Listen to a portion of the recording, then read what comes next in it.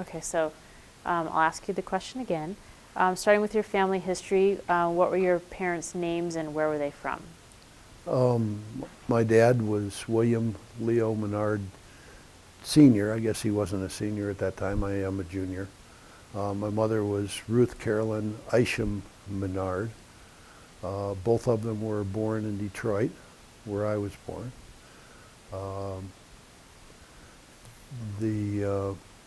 My parents, my dad was a assistant purchasing agent and stores manager for a lake freighting firm, Nicholson Terminal and Dock, and my mom was a assistant credit manager for a store called Himmelhose in Detroit, which was on the line of Saks Fifth Avenue type private store, though, in Detroit at the time, since closed, along with a lot of other ones.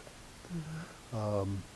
I was raised in the city, in Detroit, in a third floor cold water flat until I was 10. One bedroom, my parents and I shared. It was basically a kitchen, a living room, a bathroom, and a single bedroom split by dressers. Grew up in the city, always loved it. We moved out to Allen Park, Michigan, which was a suburb. In 1954, my grandfather was one of the town fathers of Allen Park. He was the safety commissioner, hired the police chief, fire chief, things like that, and went to high school. And basically, I went from 5th grade in Detroit to junior high in Allen Park, because they had 6, 7, 8, and then 9 through 12. Mm-hmm. Went away to college for a couple of years in Ohio. Came back in between every year, worked. I went all the way through my college career without a loan. I went to school in Wittenberg for a year, came back, worked for a year, back to school for a year, back to Detroit. Finally finished up my degree in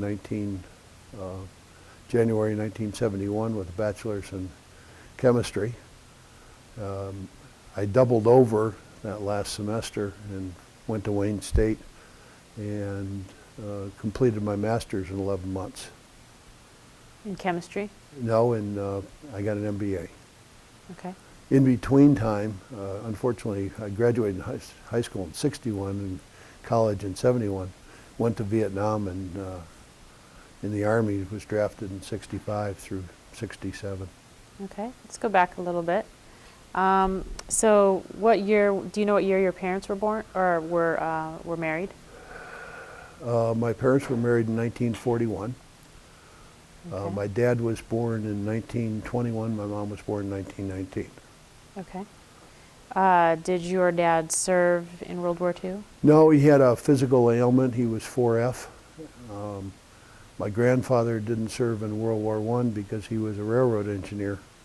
And so therefore he was exempted. My mother's side of the family was the one that were warriors, so to speak. I was in Vietnam. My uncles, the Ishams on that side, were in Korea and Second World War. My grandfather was in the Spanish-American War. His father was in the Civil War, and his father was in the War of 1812. We have all of the papers and all the pensions. We have very long generations in our family, 40 years. If you think of 200 years and 5 generations, mm-hmm. That's that side of the family. That's pretty neat. Yep. How do you spell Isham? Isham. Okay. The 8th Baron of Isham used to live in a castle in Leeds, or a manor house, England. That's where the original family came from back in the 1770s, somewhere in there. Okay. What year were you born? 1943, Christmas. 1943. December 25th? December 25th. Okay. Best holiday of the year. The only one I've got. Do you have brothers and sisters, or were you only child? Well, yes and no. My brother is 14 years younger than I am, so I was an only child. He was born in 58. There were only the two of us. And what's his name? Martin. Martin. Okay. He has 2 children. one that's just out of college, this one getting in, and working on his second wife and her 2 children who are both going into college. So Okay. he's a little younger than I am. Yeah. Okay. So let's see. So you grew up in Detroit, and then later on you moved to Allen Park. Is Right. that correct? Was it the Isham side of the family that was kind of connected with Allen Park? No, or it was the Menard side. Okay. Yeah. And what high school did you graduate from? Allen Park High. Allen Park High. Okay. Yeah. My brother and I, and both my wife and her 2 sisters and her brother all graduated from the same high school. Now, is that where you met your wife? No. When I graduated high school, my wife was in 6th grade. Oh, okay. She likes the kid that I was trolling the grade schools for dates. No, I didn't meet my wife until about a year after I got back from Vietnam in 1968. Okay. We were married in 69 Okay. and have been married for 41 years. Okay, great. We'll go into that in a minute. So you graduated in 61 from Allen Park High, and then did you go right then to college? Right to college. I went to in Ohio? Wittenberg University at Springfield, Ohio. Went there from September till June, came back to Detroit, worked for Coca-Cola for 9 months till January. I drove truck, worked in the plant, did bottling, things of that nature. Went back to school in January for another 9 months through August in Wittenberg. Went back, then ran out of money again. I cooked all the way through school, had an apartment, and then I went back to Detroit and I went to work for the chemical factory. I worked for Wyandotte Chemicals, which later became BASF. Worked from there for them all the way through the rest of my school through 1969. Okay. So tell me about your military experience in Vietnam. Tell me how you... Well, I was drafted in May of '65 with the Johnson call-up. Wayne County in Detroit, which is Wayne, Macomb, was one of the hardest hit areas for in the early '60s. They drew a lot of young men out of there. I was already 2 years into college at that point in time. Actually, I was in the middle of a semester, and I was carrying 12 hours of night school, going to working all day. And in those days, you needed 13 hours to get a deferment. So my professors were very nice to me. They allowed me to take my exams early, and I at least didn't lose the semester. Went to Fort Knox in Kentucky for basic. Went to Fort Polk in Louisiana for training. Then to Indianapolis for some more training, and finally to Oklahoma, Fort Sill. And there I was part of a unit that was put together to go to Vietnam in 1966. What was your unit? 1st Battalion, 83rd Artillery, 54th Artillery Group, based out of Long Binh, Vietnam. We were about 40 miles to the southwest of Saigon, just outside the Ben Hoa Air Base. Mm-hmm. Had some interesting times. Came home with all my friends and went back to school at Detroit Institute of Technology, which is where I was going at that time, and completed my bachelor's in 1971. Met my wife Renee in the meantime, and we got married. I quit school the last year, and she helped support me while I finished my bachelor's and my master's back to back. Oh, back to back. Yeah. That's pretty good. Because I actually carried over a semester. So my last semester I was carrying 22 hours of undergrad and 16 hours of grad same time. Wow, that's pretty amazing. And what's Renee's maiden name? Renee Riley. Riley. R-E-I-L-L-Y. And you said you were married in '69? Yes. '69, okay. Do you have any specific memories from Vietnam that you want to share with us? Maybe anything that connected to your interest in aviation or anything like that? I did some flying. Actually, when I went into service, I had hoped to fly in helicopters. In those days, they weren't taking anybody over 6'2" and 200 pounds, and since I'm 6'4" and that time weighed about 240, I passed all of the mental requirements and things, but not the physical. So I wound up in Vietnam, and then I wound up as a liaison courier, running out to all of the camps from the main office in the back of the helicopter, as they say, without pay. But I got to fly. If you want to go back to why I want to fly or flew all the time, it starts a lot sooner than that. Yeah, that's one of my next questions is how was it that you got interested in aviation?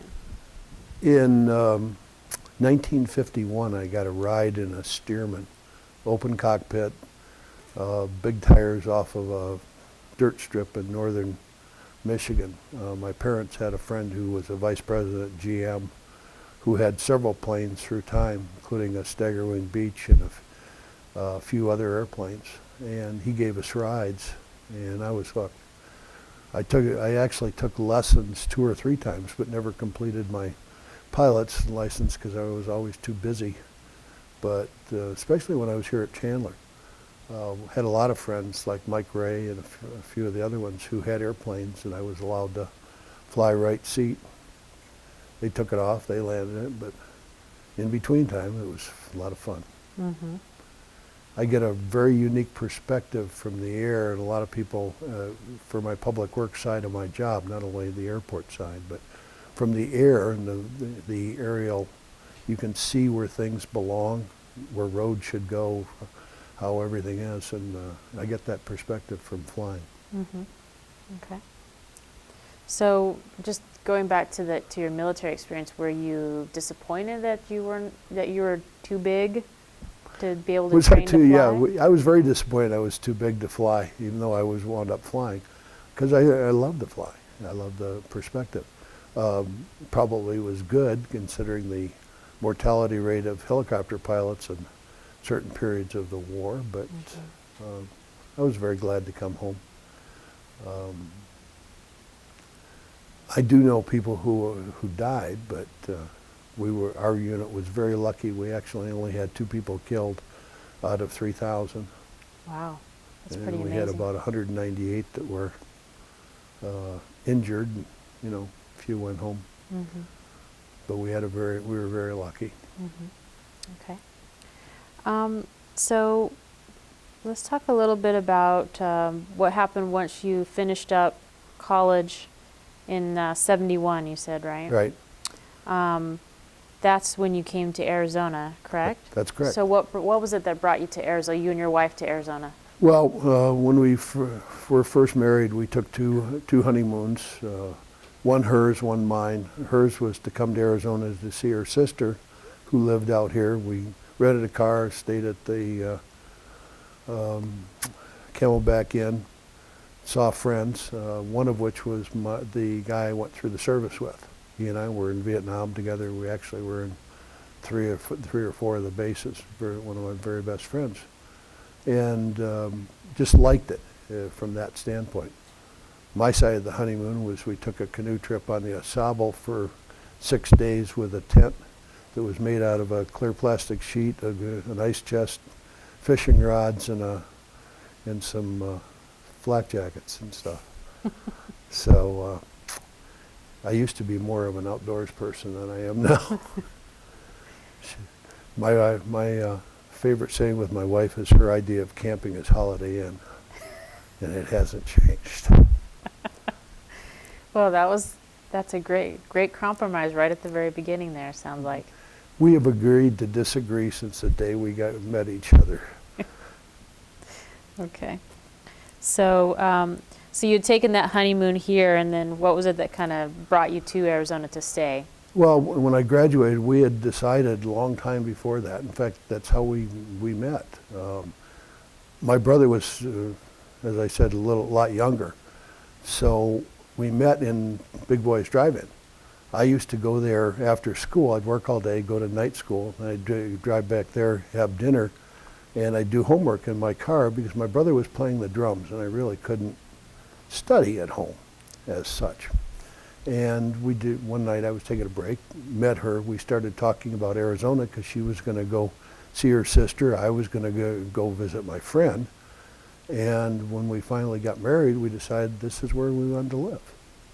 So I graduated December 21st, and I was in Arizona by December 28th.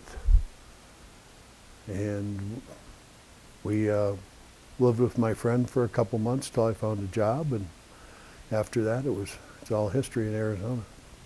What was your your initial impression of Arizona coming from Michigan when you guys first came here and moved here?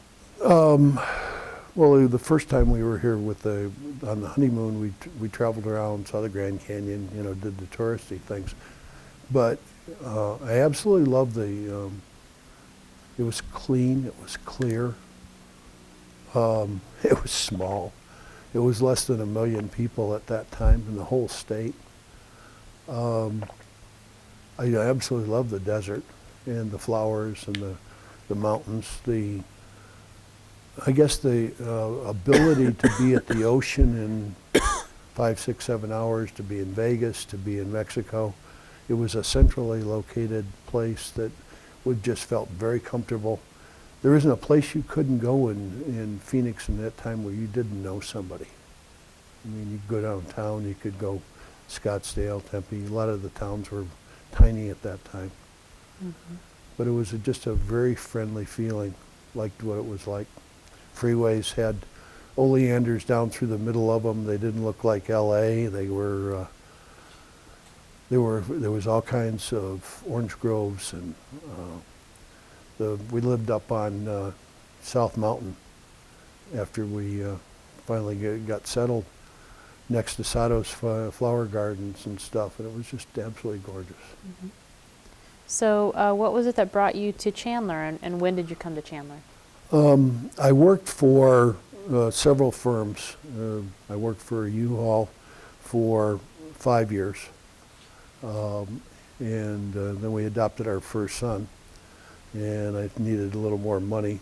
I had gone as high as I could go in the company as the charge of national distribution. So I went to work for Anderson, Clayton and Company, and was down to Del Webb Townhouse. I was there for 2 years. I was director of planning and budgeting, profit improvement, and was part of a team that built an oilseed mill in Texas. And then we adopted our daughter and needed some more money. And I was recruited by Hertz. And we moved to New York City actually I lived in northern Jersey, but worked in New York City for 2 years. And they sold the company to Penske. I was in one-way trucking like I was with U-Haul. And we just turned around and came back to Arizona. This was home. Detroit was no longer home. And when I came back, I went to work for Ramada Inns and was their budget director, and then later on their administrative vice president. And when Richard Snell took over the company from Bill Isabel, who was the founder, mm-hmm. He started, because the gaming portion of the company was going down the tubes due to the new casino in New Jersey, he started cutting, heads and divisions and sections and everything else. So I was out of work, and what I found was that I was tired of being reorganized, so to speak, in the early 80s, which was going on due to a lot of pressures in the economy. And this job in Chandler opened up. I was transportation maintenance manager when I started. It was really interesting because they said, well, you're in charge of the fleet, you're in charge of buildings, you're in charge of the landfill, and, oh, by the way, there's an airport, and you can do what you want with it. And that was sort of the beginning of the story. So your official title when you started was transportation and maintenance manager. and maintenance manager. And then I was also the airport manager. Carried 2 titles, and I have through my entire career. And then from there I was promoted to assistant public works director, and at that time there were 2 of us. The other one had water, wastewater, and streets. And then due to a reorganization I became the deputy, and I took over all of them. So I had the whole thing. I actually ran Public Works Department, the operations side of it, from the airport for quite a few years until we built the yard downtown. And then they forced me to move downtown and out of the airport. I mean, this was a nice deal. I was out here every day. It was just a wonderful environment. The staff meetings were out here and the work. Then I wound up downtown in suits and ties and more. What year was it that you started with Chandler? October of 1982. Okay. I had applied for the job in like March, and it took a while. They actually hired somebody else. He was supposed to start the 1st of July and then dumped out on him, and then they had to re-interview and everything else, and finally got the job in October. And do you remember who it was that you replaced? No, I have no idea who was here before me. There was such a gap between the time that person left, and it was probably 9 months or more. There was a lot of vacancies. As far as the airport, there was one previous airport manager prior to me, and that was Wayne Lindquist. And he was here for about 4 to 5 years. But he had been gone from probably 76 on. So before we get into kind of the specifics of the airport, because you were overseeing, quite a bit of, basically the infrastructure of Chandler at that time when you started in the early 80s. Can you tell me a little bit about what Chandler was like when you started, and then kind of also describe kind of some of the infrastructure issues and how you had to deal with those? When I came back from New York, we rented a house just north of Chandler on the Western Canal at Price Road, and then moved into Chandler, and that was in 1980. Chandler was about 18,000 people at that time. The primary area was around the 4 square miles of downtown, and they had just started brand new subdivisions up on the northern boundary. The infrastructure at that time was old, dilapidated. The roads had started to become improved a little bit. I mean, in the early 70s when I moved here, all there was Williamsfield Road and Highway 87. The rest of it was all dirt. The first 2 years, when we were dealing with the water breaks and things of that nature, virtually every night we were out because of water pressure changes. We had to replace a lot of downtown lines, all of the sewer systems. We knew we were going to grow, and the whole issue became you had to solidify what you had in the primary area, and then you started building from there out to the freeway and out to the east, to the north. And you were kind of describing to me earlier when we were initially talking about the kind of the rate of the growth and how that impacted you. Can you tell me a little bit about that? For the entire rest of my career here, it appeared that we basically grew one section a year. The landowners at that time, a lot of it was farming. During the next 9-year period, we basically built all the roads north of Pecos Road, developed the airport, developed a water treatment plant, a wastewater treatment plant, and we grew at one section a year, which was really 3,000 homes, 10,000 people. They built a school in most of the areas, a park in each one, and the town just grew. We picked up Intel. That was a major factor and still is within this community, and it just grew. Now it's well over 225, 230,000. And they've expanded south of Pecos, obviously, and all the way down to the Santans. It's a marvelous community. But it started small. Definitely. So let's go back to that small Chandler. And I know that your wife worked very hard and did a lot of interviews and a lot of research on kind of documenting that very early history of the airport. Tell me about how was it that Chandler came to have an airport, and when was that? In the very early days, Chandler's first airport was built by Dr. A.J. Chandler when he built the San Marcos in the town. It was actually on the west side of Arizona Avenue. It was a little north of Germain. It was there and dedicated by one governor, and then about a year later it was moved to the east side of Arizona Avenue by a different governor.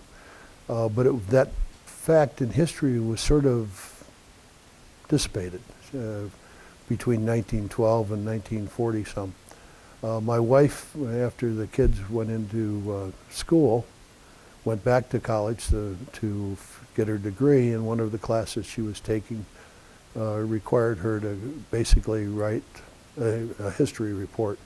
So she chose the airport. She did a lot of research on the airport and talked to a lot of the early people here, the people that started the airport, who ran it, things of that nature. But in her research, she actually found a little anomaly that there was actually these two different governors, Phillips and Hunt, dedicated the airport 1 year apart to the day from one side of the road to the other. Later on it was moved to its current location, and then it was closed for a while during the Second World War due to its proximity to the border, but then reopened again at that point in time. And this was sort of her way of being part of what I was building as we were going along. The report ended in 1988, and I didn't leave until 91, and we've always wanted to add the last couple of chapters, but never got around to it. Do you remember when she did that research, what she found about what kind of like aviation operations was actually happening at those first early airports? I believe it was like 28 and 29 or something. Well, originally it was designed as just some place to fly in for the Dr. Chandler's. But it was actually, one of the other unknown facts that was lost was Chandler was considered or called Sky Harbor. That was the first one that was here. It was actually on a fly route from the East Coast to the West and the mail route. So it was an integral link of the community as in the early days as well. Obviously it was a place of the crop dusters. They were an integral part of building the community and the farming community that was here. But it was also a community location. There were horse races here, there were barbecues, there were parties. It was there was a shooting range. It was just a community location outside of town, way down there, where everybody went to, go or watch the airplanes or pick up the mail or whatever the circumstance was in the early times. Do you remember when it was that this airport was actually opened on the site? I should have kept the report. It was here. No, I don't remember what year they moved it here as such. Was it 46? Well, it was actually moved here, and well, that would be after the war. And maybe that's why it was in the other site until then, and then they 48, opened. 46 or 48? 40, it would be 46 right after the war ended, Yeah. that it was here. And when I got here in '82, we had two people who taught flying, Venture Aviation, Butch Button, and John Walkup at Walkup Air Service. Tug Walks was an aerial applicator, and Bob Copeland. Bob brought his son in later on, and he put in a paint shop, probably one of the best in the state. We had one or two other people come in and try and start and stop, but not a lot. We brought in some additional businesses through time, the helicopter training facility out of Scottsdale. And the airport from very humble beginnings. So before we get into kind of,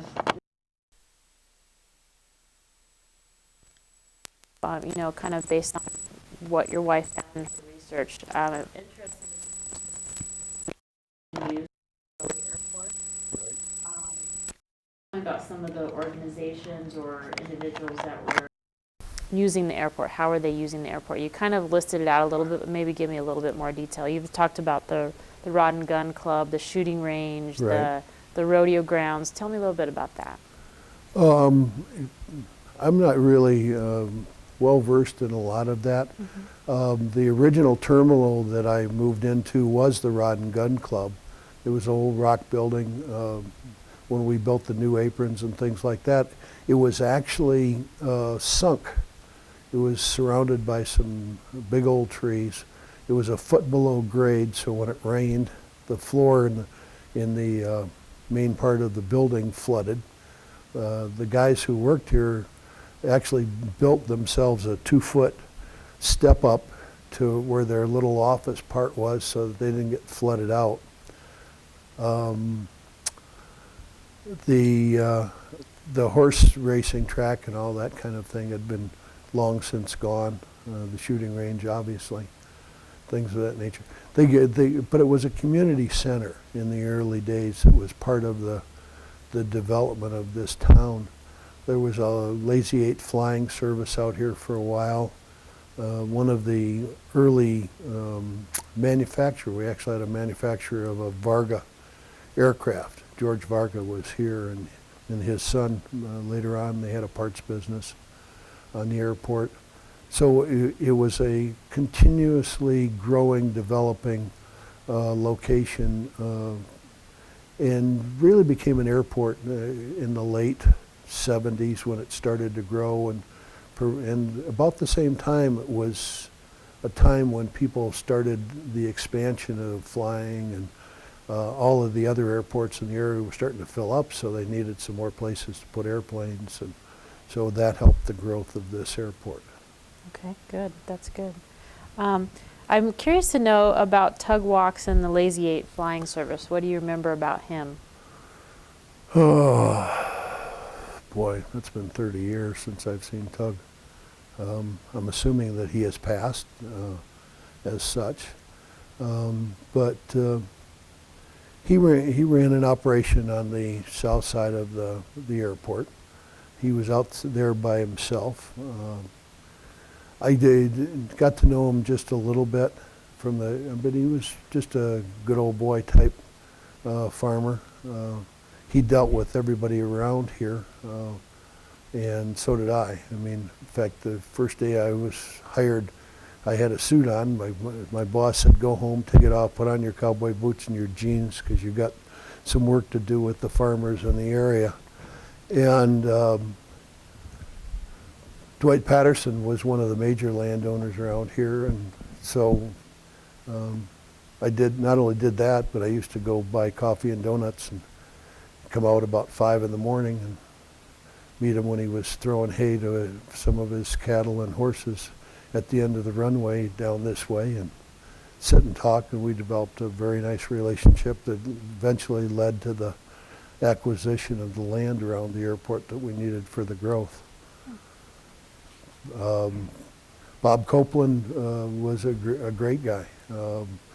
He used to be a aerial clown.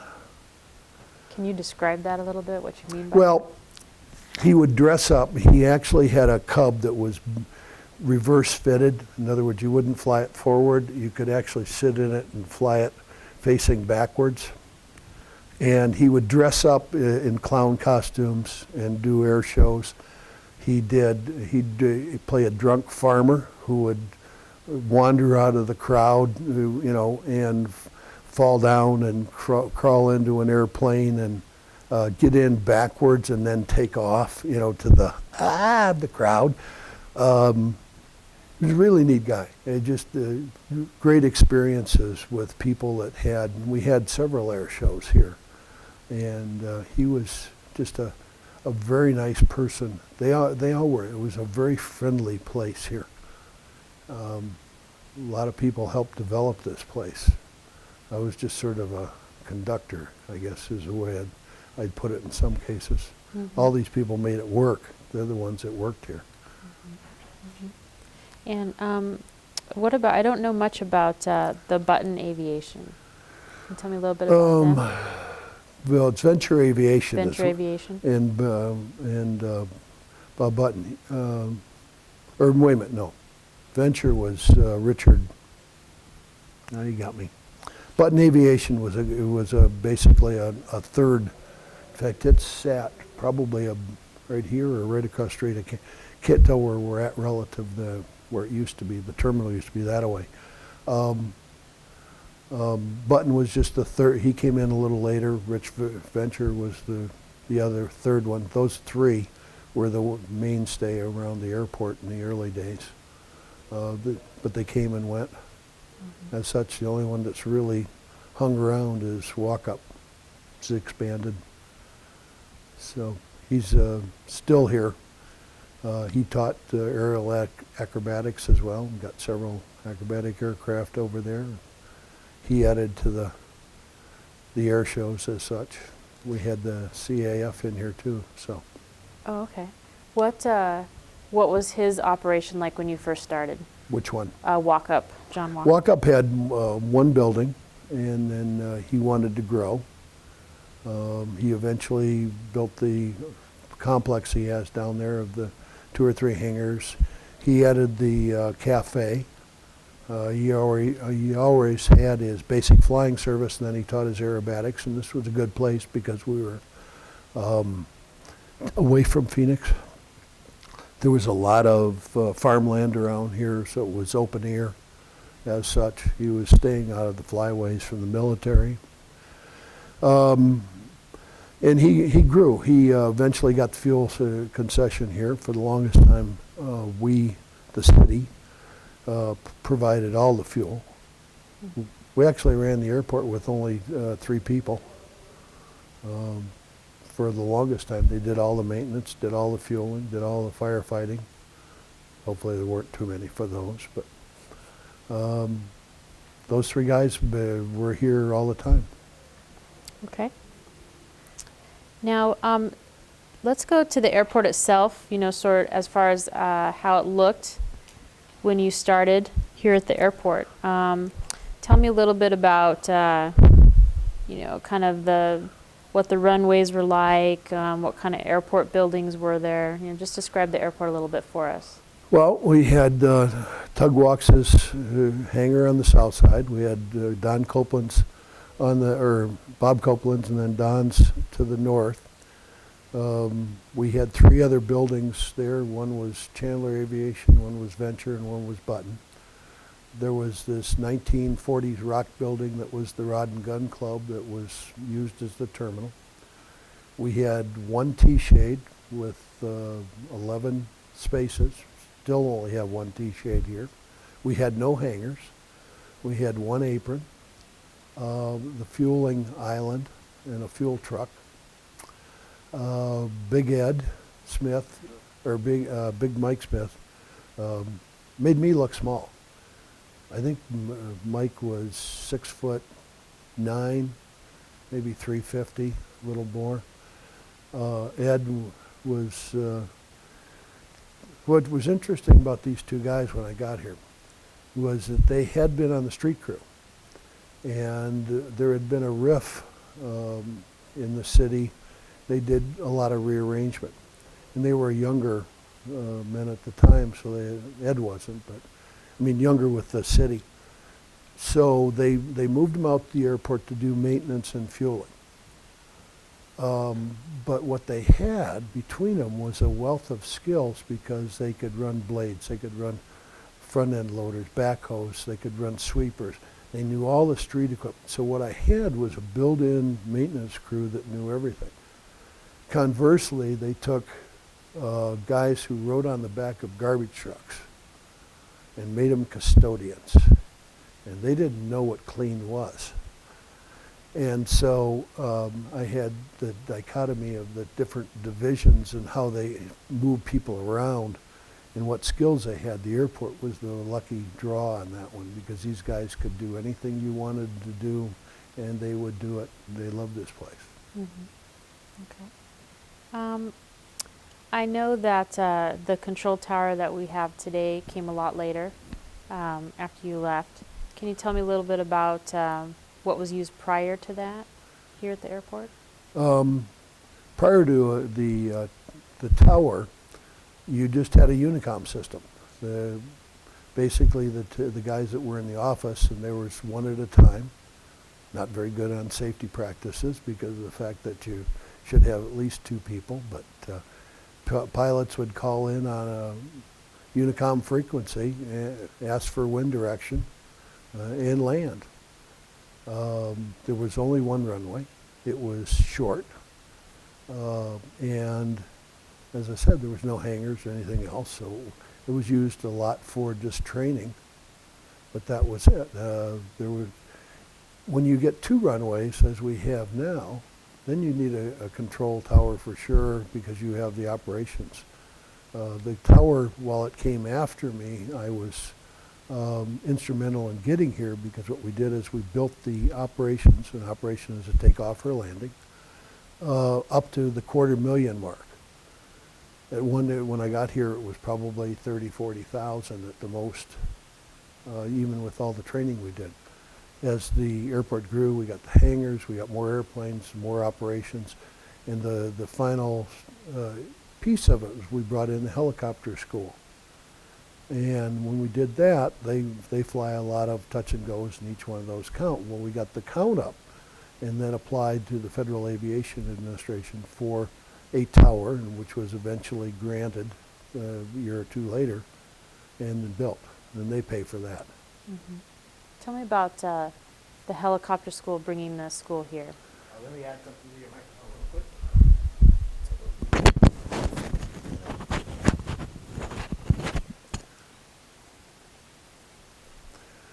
The helicopter school was at the time, was in Scottsdale. And they fly Robinson R-22s, and their lease was coming up. And we had an opportunity here we negotiated with them, made them an offer to come down here, lease them some land on the south side of what was going to be the second new runway.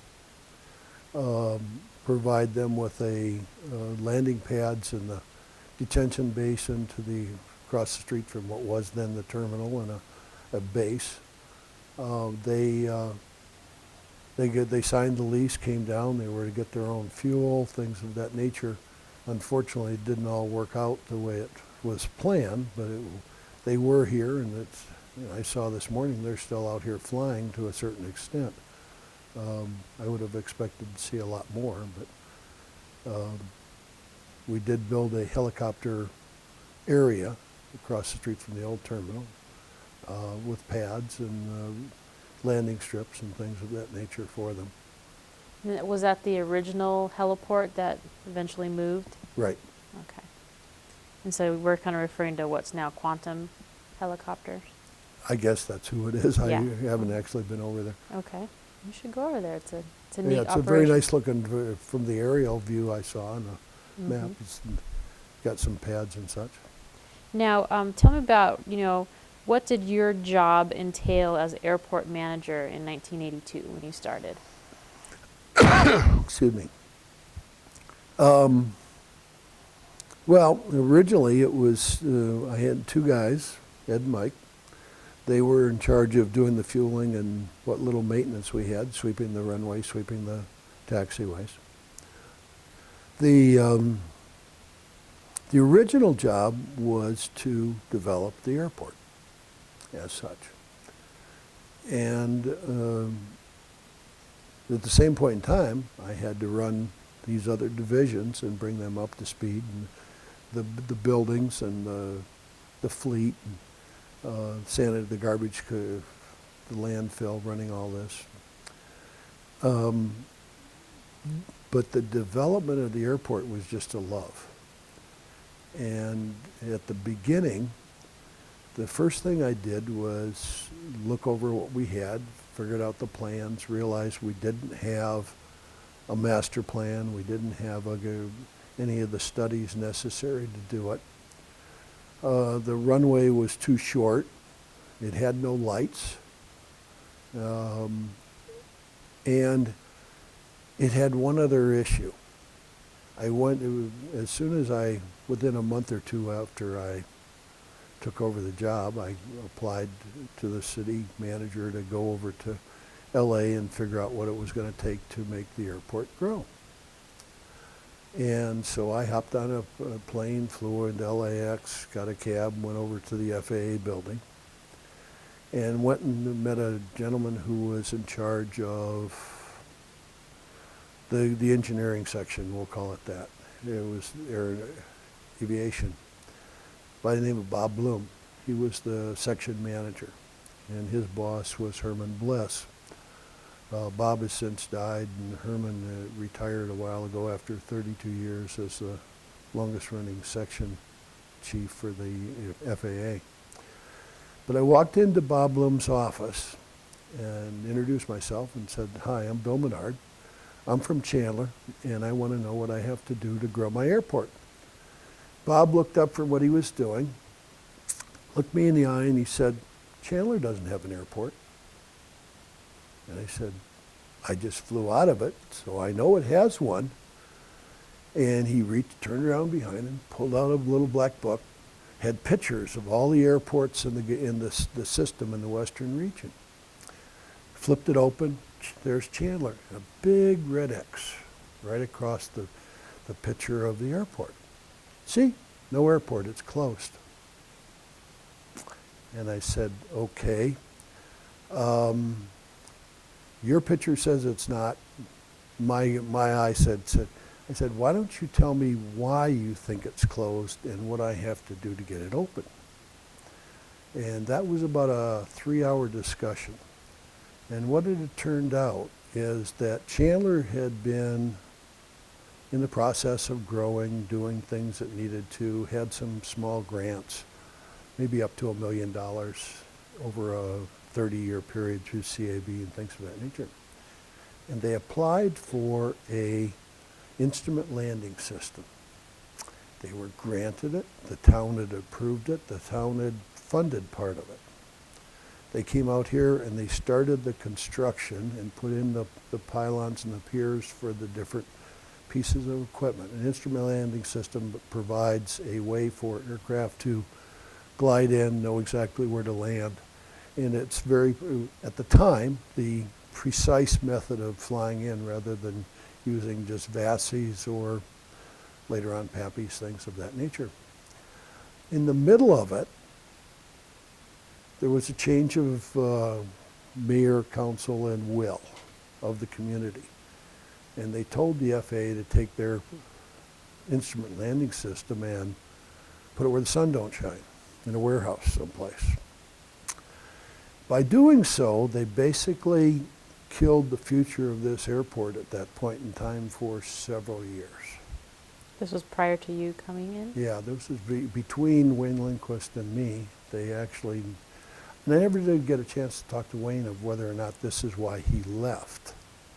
But that was my surmise. If you ever get a hold of him, he might be able to tell you. But what we did was, I said, okay, we know the airport's there, it's got a landing strip, it's got airplanes. Town wants to redo it. What do I have to do to convince you that this airport, he said, well, first of all, you need to get the town to back it. Secondly, you have to do a new master plan. You have to do a brand new ALP. You have to do some basic environmental work. You have to do some long-range planning. And then you have to prove to me that you're willing to move forward.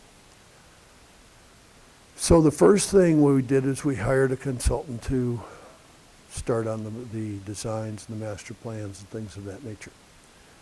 Then we went out to the public and actually passed a $500,000 bond So that was the signal to the FAA that we were actually, the town was willing to grow. Not that they were willing to have an ILS, but they were willing to grow. Do you remember what year that bond was? Had to be 84. Okay. Only every 2 year, Mm-hmm. because I got here in late 82. I leveraged that $500,000 into, I don't know, $8-10 million in bonding or in grants. We convinced the FAA that we did belong. We extended the runway about 600 feet to get it to some basic minimums. Put in some lights.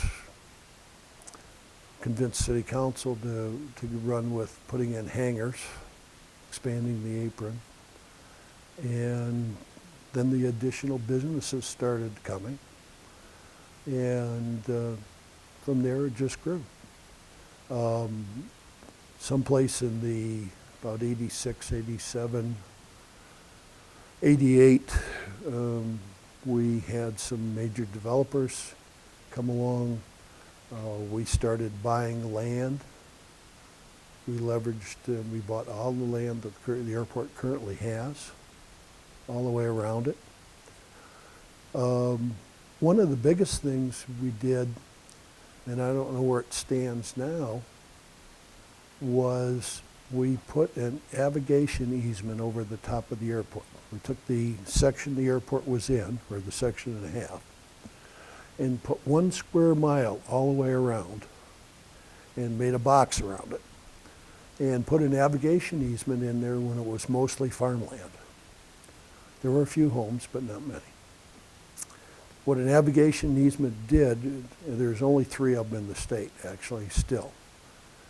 It basically says that when you build, design, change, anything, you grant to the city and to the airport the fact that you know the airport is there. It's a truth in real estate law to a certain extent.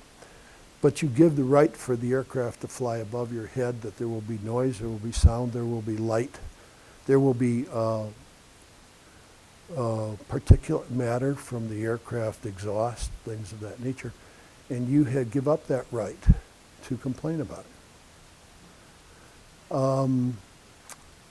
The first airport in the state to have it is Mesa Falcon Field.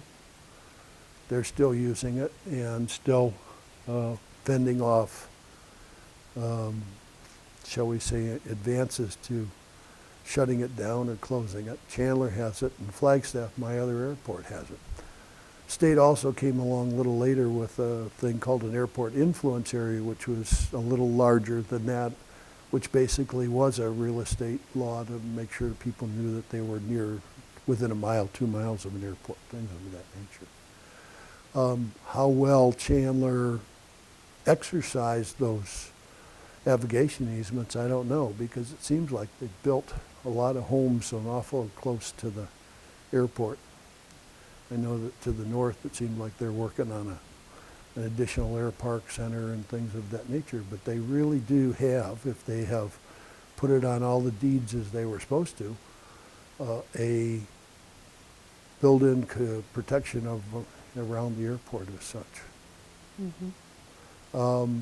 The growth of the airport was spurred by not only the businesses and the people who were here, but also the fact of flying public and wanting more hangars. I was out there looking at before you came this morning. They have 157 people on the waiting list for a hangar since 1996. Some people have been waiting to get a hangar.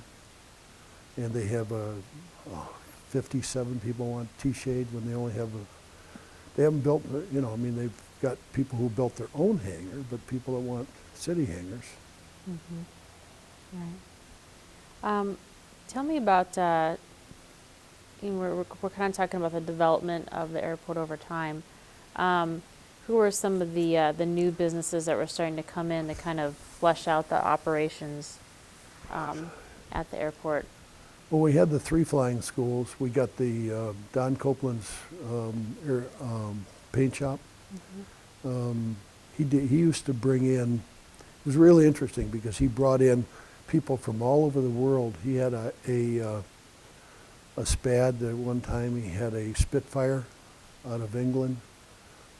He had people who brought in their World War II aircraft to be painted. He built this place and made it meet all of the federal standards and of maintaining, cleanliness and environmental safety and things of that nature.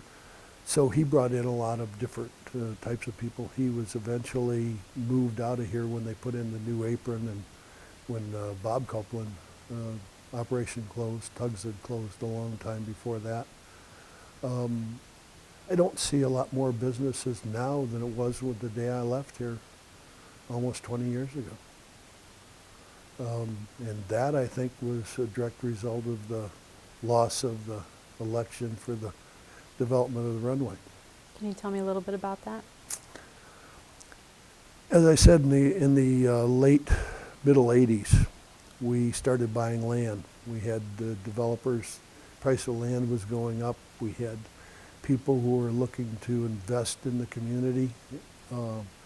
We had designed a 7,000-foot runway and make it a primary reliever for Sky Harbor. Not that we would ever had commercial aircraft here, because it wasn't designed for that ever, but it would be take the reliever, and there are 6 of them around Sky Harbor, including Glendale and Scottsdale and Goodyear and Falcon and Chandler. They were designed to be built to house the small aircraft that's out there on the ramp today. They were there to make sure that, because Sky Harbor didn't want all these little planes around the commercial aviation. And so that's what a reliever does. It takes them off to the side, but they always wanted hangarage. They've got a hangar list now. It was misinterpreted by several people. The Robeson community down at Sun Lakes were afraid that we put in ILS again, which was a potential, for flight training, that it would impact the lifestyle of their homes. There was a gentleman by the name of Richard Jeppesen, who was the son of one of aviation's pioneers. His father developed a system of navigation books and charts that everyone in the world uses today. And he was living off the wealth of his father, but he wanted to build some things of his own. And he built a house in the middle of a section. He was going to develop a section of ground, but he wanted water for his moat around his castle, so to speak. And the city wouldn't give it to him, so he set out an information campaign to try and basically shut this airport down. Or if nothing else, to limit its ability to develop in the future. Was this property near the airport, or? It's down at towards Sun Lakes. Okay. It's not directly on the flyway, but close that way. It had nothing to do with the airport. It had to do with his vindictive attitude towards the city, because they wouldn't give him potable water to put in a lake. When Ocotillo, we used reclaimed water. I mean, this is a desert. You don't waste water in that way. Because of his aviation background, name, family, whatever, and along with a couple other people, they successfully ran a campaign that when we were in the process of getting money to build the second runway. We had the design, we had already bought all the land. We had all the environmental done. We had a commitment from the FAA that they would fund it, along with the state and everything else. And what they did is they ran a campaign to shorten the length of the runway so that we could never have jets in here. Now, this runway was designed, even now, is capable of small private jet aircraft. at 7,000 feet, we could have taken anything that was out there and that would have allowed for the type of aircraft that this airport should have had. It would never have had the 747s and all the rest of this stuff that was out there. Nor would it have the type of aircraft that's over at Willie. But what they did is they found a way to, they got the people to vote on an ordinance to limit the length of the runway. And in I want to say 88, it may have been 90, it was during one of the elections. We thought, in fact, it probably was 90 because I left in 91. The people voted. We thought we were winning the political battle. And right at the end, my recollection was that the Air Force Base, the commander out there, threw his hat in the ring against us as such. And it went down the tubes. Now, my understanding is that several times since then they have tried to have another vote here to be able to lengthen the runway and bring in the little larger of the corporate facilities that they possibly could use here. Because if you bring in the corporate jets, you bring in the businesses that go with them, you have the land around this airport for a lot of businesses and large hangars that would handle these corporate jets. You're still not getting commercial, but you would be able to expand the airport and be a place of commerce, which is what it was always designed for. Why you have all of this land that's around the airport that's always been planned for the development of a major industrial complex, which would help the community. Mm-hmm. I guess it's written, the ordinance the way it is currently written, still precludes the expansion unless there's a vote of the public or something. I'm not sure how, I know that they've done it at least twice since I left here, tried to get this done. Part of what they were doing at the time of the original disruption of the plan, I'll put it that way, they were using the logic that A, we would be destroying the lifestyle of the homes to the south, and that we would be interfering with Williams Air Force Base to the east, and that we would impact Willie, and that we might lose it with the community because Willie was open at that time. And we had worked out all the airspace issues between the FAA, between the DOD, the military. There was no interaction between the two. But Willie was going away regardless, which it eventually did. And then since then it's been turned into a very successful reworking of that facility, and the airport out there is truly the commercial reliever for Sky Harbor, because you need a fourth runway at Sky Harbor, and they can't build it because there's no room. I mean, they can, but they'd have to take out all the buildings on the north. So what happens is then you move out to Willie, and you've got the aircraft out there starting to go to some interesting places to the east. But Chandler was never designed to be a commercial reliever, just a general aviation reliever. Okay. That's interesting. Did you have, at the time that you were here as airport manager, did you have any issues around, like Greg, it's something Greg deals with all the time, is complaints about noise issues? Is that something that came up a lot or at all during the time that you were here? The cows didn't complain. It was mostly farmland around here. There were a few homes. I'm not sure why Greg is having the noise complaints, other than the fact that they either didn't enforce the aviation easement around the houses that are here, or there's no political will within the community to enforce it. But basically, if they put them they're on their deeds. People should have read them in the first place. The airport was here first. It's going to be here for a long time. And really, they should enforce the laws they have on the book, shall we say. Okay. Are there any other memories that you have about the development of the airport over time while you were here until '91, beyond kind of the things that we've talked about just now? I guess my fondest memories are just building it and the parties we had here. As you can see, I'm wearing my Arizona Airports Association shirt. I was president in '86. When the actual association started in '79, so I was like the 7th or 8th president. The association at that time was having 2 conferences a year, and part of that was always a Friday night affair or something. We held several out on the ramp. The Lions Club, which I'm a member here in town.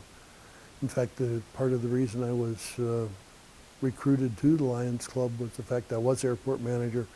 We actually had fly-ins, we had air shows. The Lions were the primary beneficiary of that. And we had the Confederate Air Force in here. We timed them every year in such a manner that we could bring in the planes that came out of the Reno Air Races into Chandler as we were doing our shows, so they would stop. We had balloon races out of here. I talked Tex Earnhardt into donating a truck for a balloon key grab. Little side story here. Tex was one of our major, customers. He had three hangars, 4 or 5 aircraft, and knew him very well. I guess he's still around doing, everything. But anyways, I convinced him to donate a quarter-ton, little Ranger pickup truck for a key grab. There hadn't been a winner of a balloon race key grab in the state. And so we worked out all the details, everything else. The day of the race came along. The wind was very amenable that day. It was right down the runway. And what we did is we set up a pole on the far side of the runway. Top of the pole was a little hook with a set of keys for this truck. And Tex showed up about 6:30. It was early in the morning. It was a beautiful, crisp day. And the first balloon comes by, and real close, guy's reaching out and doesn't get it. Next one, he's just watching this. And this third one, or fourth one coming down, just took this interesting line. And he went right by the pole, just reached out. He didn't even have to bend out. He picked it up and got the keys. And he's jumping up and down. He wins a truck, the whole 9 yards. The rest of the balloons are behind him. We had a whole crowd out here that day. Tex leans over to his PR guy or whoever it was and said, "You did get the insurance, didn't you?" Because you always buy insurance in case. The guy said, "No, I forgot." Tex kept his word. He gave him the truck. Took the pictures, did all of the PR work that went along with it, but he was a man of his word. Mm-hmm. You're talking about air shows. That's interesting. I've asked that question to a few people. What kind of air shows happened out here at the airport? Well, like I said, we had a couple of balloon races that the Lions put on. Then we put on a full mock air battle one year with the Confederate Air Force. In fact, my son, the mayor didn't show up for his ride, and we had a Mitchell B-25 bomber for him to ride in. My son was about 8 at the time, so I threw him in the airplane, and he and I went for a ride. He was sitting at the side door gunner spot. We did a pass at 50 feet to open the air show, and the guy then flew up and did a hammerhead. And we flew for about half an hour while this mock air battle was going on and everything else. And then the planes all came down, landed, and people got to go around them and see them, touch them, talk to the pilots. The World War II guys were here. It was just a really neat day. There's someplace, I left them 4 books, about this wide, full of pictures of all the air shows, all of the development of the airport, as the hangars were going up, all this other stuff. Really? Nobody can find them. They used to be in the old terminal. They were in a, you know, in a bookcase that was over there. That all the history from the time I walked in, and a lot of them were these pictures up here on the wall. I had those all put together. Like I said, one of them looks like the wrong date, but they had pictures of all of these different airplanes that were here and all the different pilots and all the shows we had. I don't know where they went. Do you know any of those air shows were ever filmed?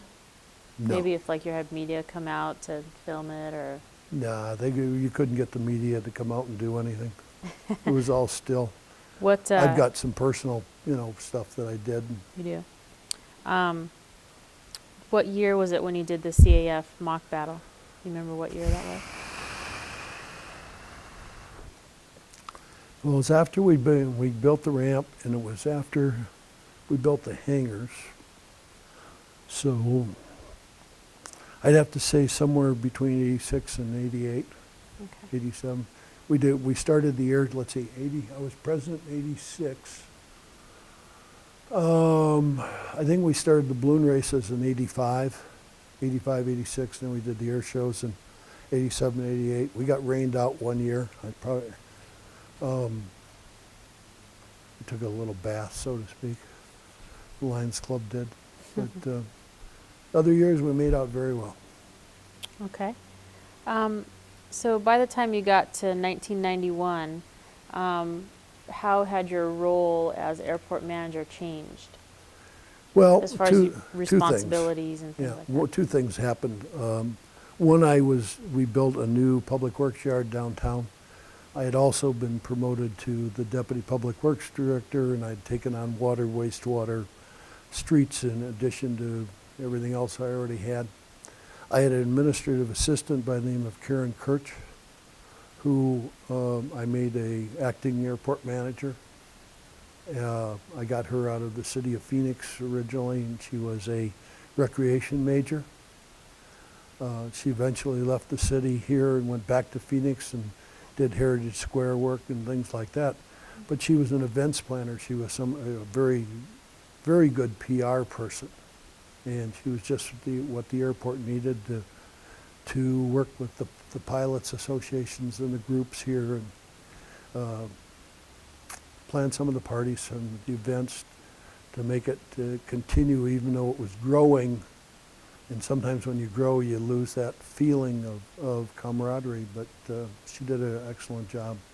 And after I left, she went back to the city of Phoenix and then eventually retired. Mm-hmm. Okay. So when and why did you leave your position at the airport?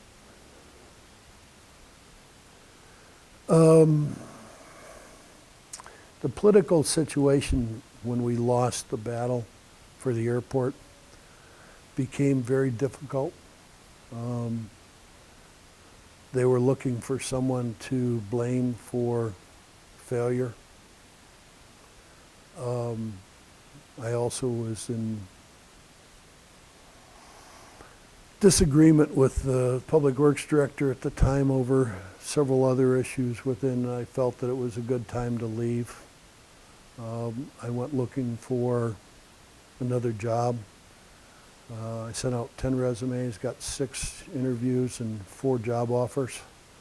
Eventually selected Flagstaff, where I would be public works director, not the assistant, and I was still airport director. And I went up in grade from assistant to public works director, from airport manager to an airport director, because I had an airport manager under me.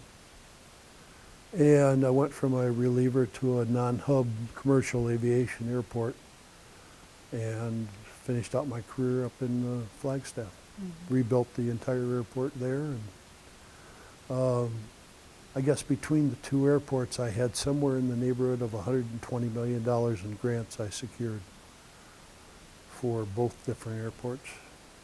That's something to be proud of. Yeah, I'm very proud of what I built. I consider myself a builder. As I told you earlier, I like to put my name on everything I build. Got a plaque on every park, every building. I had one on the old building here. And when they tore it down, I don't know what they did with the plaque, but I'd sure like to find it or have it put up. Because it did have the history of some of the people, as the one does on this building. It had the commission at that time, the council and things of that nature. But everyone who was here played a part in the development of this organization. You don't build an airport by coming to work at 9 o'clock and going home at 5. You do it by being with the people and putting your heart and soul into it. I used to run around here, shouldn't even tell this, in the early days before we had lights on the runway, I used to roam around here at night as security guard with a shotgun because the drug dealers were flying in here at night, no planes, with no lights, offloading stuff because there were no fences, and just to protect some of the planes and things like that. You had quite an extensive slate of job duties. And one time I figured out I did some, over my career, probably 120 different jobs, not job titles, but jobs. I started working when I was 14, and I'm still working today. And I'm probably work for another 3 or 4 years. I just took on another airport, another town, another public works job in Gila Bend. Can't stay retired. I just don't work that way. How long were you with Flagstaff? 16 years. Okay. I built a full 20-year master plan there. I moved every building on the airport and everything except the runway, and I extended it to 8,800 feet. So as far as what you were involved with in building the airport here over the time that you were here, what are you most proud of? What do you think is like your biggest accomplishment here at the airport? I guess two things. One is the planning of it for the future. It has everything it needs in order, as far as space, as far as protection, the aviation easement, the influence area around it. It has the land so that when the time is right and the right political will of the community and some business, it's here to be utilized for the future. Did you have a second? Any other? Anything? I think just getting it to grow. I mean, putting all the pieces of the puzzle together. I mean, if you have a runway, yeah, it's a runway. But if you bring in the right type of businesses, you make the right kind of acquisitions and deals. Building hangars in the desert is almost paramount, and getting those hangars through the council and getting them built and owned by the city. My philosophy is basically that the airport should be totally self-sufficient. I think when I left here in 1991, we had a balanced budget of revenue coming in and out, plus all the grants. Airports shouldn't be subsidized, and they shouldn't be giving away their services for free. So if you can build the hangars, sell the fuel, control your environment, it is a business, and you have to run it as a business, and I have always done that. And my background was business, so therefore that's the way I run airports or any of the other things, water systems, wastewater systems. Okay. What do you think is important to know or to highlight about the history of the Chandler Airport? The fact that it's always been a part of the community. Whether the community has wanted it or not is another issue, but it was part of Dr. Chandler's dream. It was part of my dream. It was part of the community's requirement to be someplace, whether it was on the National Flyway and the post office route and the the 20s or part of the future of this community. It's like a highway. I used to tell the guys, this airport has got the shortest road. You got a 1 mile runway, but when people land, that's all they know about is this community is when they land here. You provide them the service, but you can leave here and go to any place in the world. Somebody else said it, probably a little better, that you build a mile of road and you can go a mile. You build a mile of runway and I can go anywhere in the world. So I guess as far as that standpoint, the airport is a face of the community, and it's part of its past, and it should be part of its future. And in reference to Dr. Chandler, if you can tell me again, why was the airport significant to Dr. Chandler?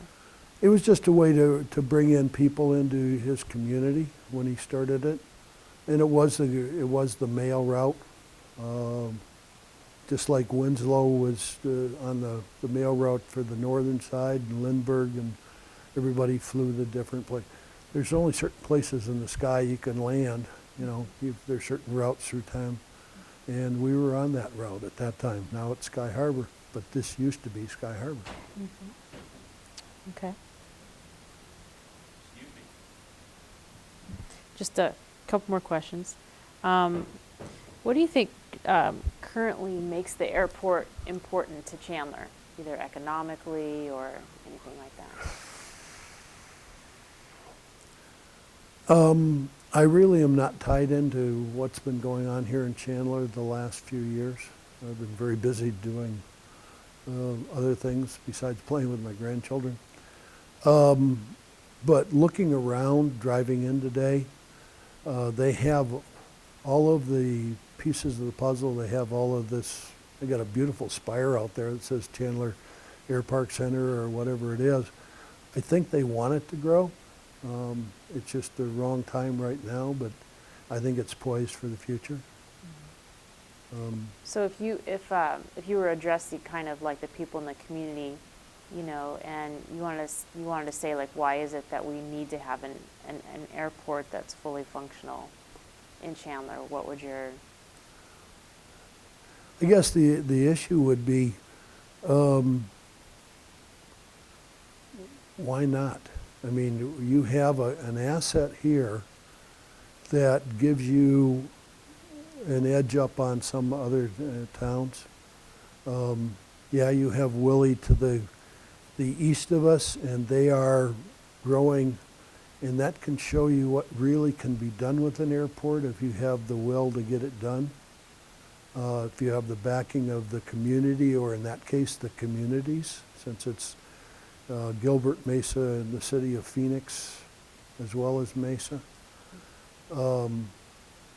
That could have been Chandler for a couple different reasons.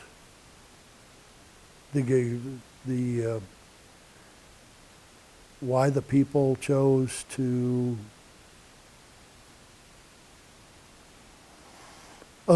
stifle their own future, I can't answer, because everybody has their own way of looking at it.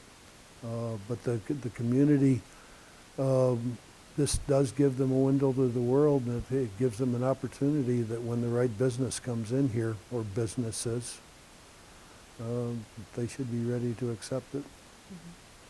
Mm-hmm. Okay. Now, is there anything else that you'd like to add to the interview? Anything that you would like to say, or any other memories that you have about being here on the airport that stand out? I guess the memory that I have is of all the people that I've met, the George Vargas, who were very instrumental in helping me learn how to run an airport. The people who I negotiated with, or the people that came in here. The guys who ran this place, I didn't, like I told you before, I was more like the conductor. I was the guy going out getting money. I was the one doing some long-range planning, but I was taking all the feedback and all of the experience of the people who ran the airport.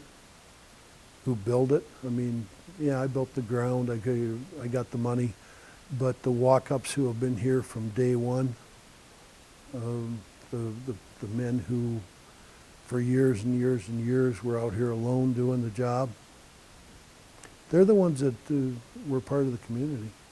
And the good feeling that we had and the people that we got to meet. Okay. Do you have any other, sometimes people, you know, they have kind of a funny memory or something unusual that happened at the airport at any time, or a scary moment or anything like that that you remember? Beyond watching out for drug runners?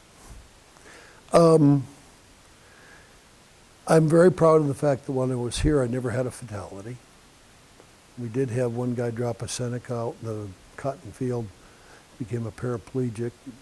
Several of my friends who were here before, like Mike Ray, have died since then. When I was in Flagstaff, unfortunately, I had 8 fatalities, so mountain flying is dangerous. But that was, you know, I guess as far as memories, a couple of them. I had an elderly gentleman one day was doing touch and goes when I was out here, and all of a sudden he crashed. He'd been going around and round and round. Rushed out with the truck with Mike, got out there, and he's sitting on the wing. He wasn't hurt, and he was crying. He was totally upset, and I, you know, asked him, "Are you okay?" The, you know, switches off, the no fire, you know, the whole 9 yards. And he said he was requalifying to his, and he had a retractable landing gear situation. And the last time around, he just forgot to put it back down.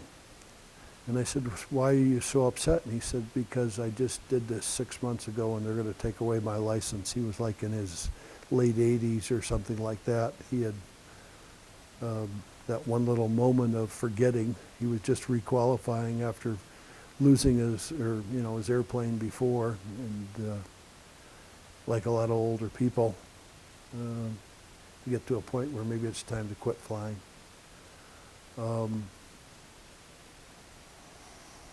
Other than that, just all of the wonderful things that went on around here. It sounds like you developed a relationship with some of the farmers as well that were around in the area. The Dobsons, the Pattersons, I mean, that's where all the land deals were made. And those were the days of, you know, cowboy boots and jeans and handshakes, and people who kept their word. Still had lawyers, but that's beside the point. Okay. You know. Well, I think that's about it. I will tell you one other thing. And then I'll give up. I told you I'd talk forever. The Old Rock Terminal, when we finally decided we were going to bring in another terminal building and things like that, every Sunday after church, when my kids were younger, we would come out to the airport.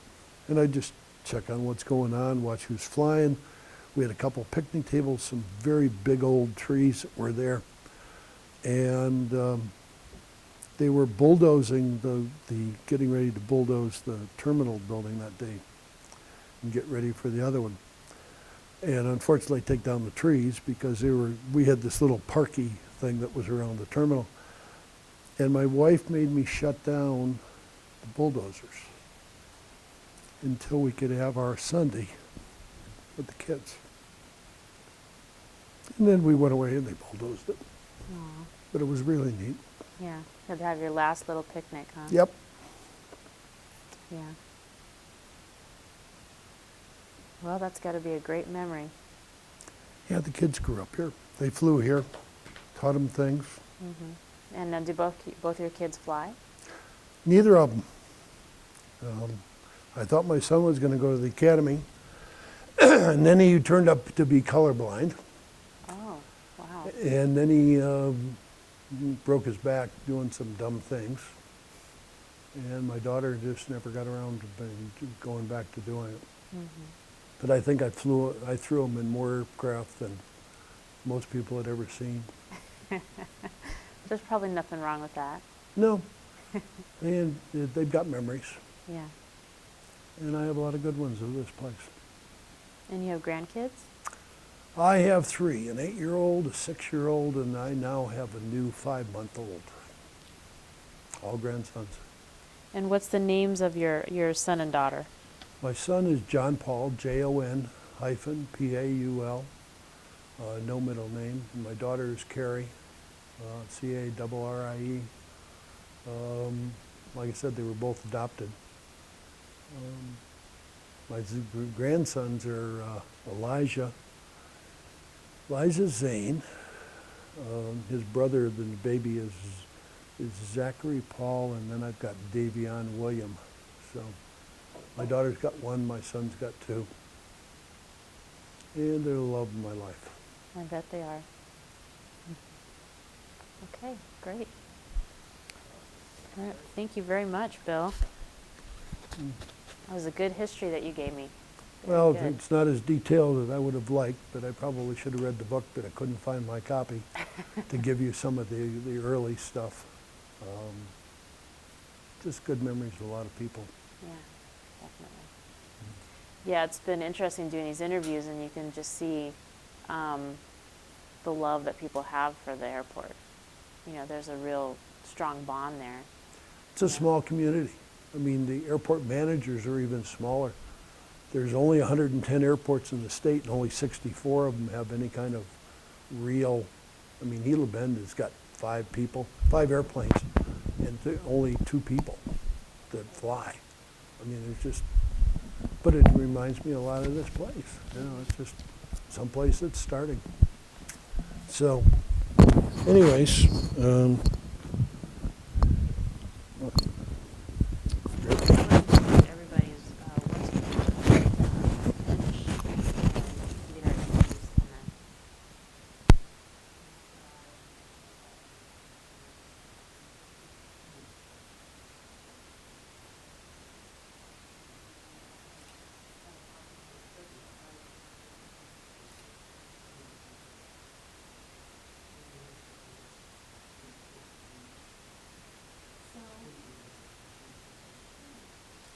Do you think that you might have some personal photographs of the airport since there's other important or work things going on?